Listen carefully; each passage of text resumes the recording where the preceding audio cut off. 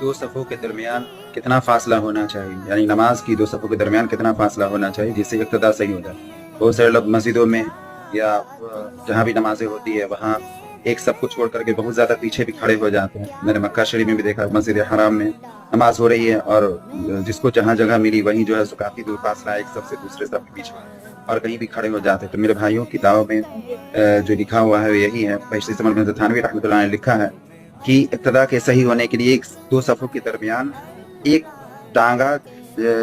گزر جائے، اس سے زیادہ فاصلہ یعنی اس سے کم فاصلہ ہونا چاہیے، یعنی 6 سے 7 فٹ سے زیادہ فاصلہ نہیں ہونا چاہیے، یعنی ایک صف کے برابر، ایک صف سے کم ہونا چاہیے۔ اگر ایک صف یا اتنا فاصلہ ہے کہ جسے ایک ٹانگا گزر سکتا ہے، اتنا مطلب وہ فاصلہ، تو پھر ابتدا صحیح نہیں ہوگی، اور جو لوگ اتنی دور پہ کھڑے ہوئے ہیں سب بنائے ان کی نمازیں صحیح نہیں ہوگی، چونکہ امام کی ابتدا میں انہوں نے نماز ادا نہیں کی،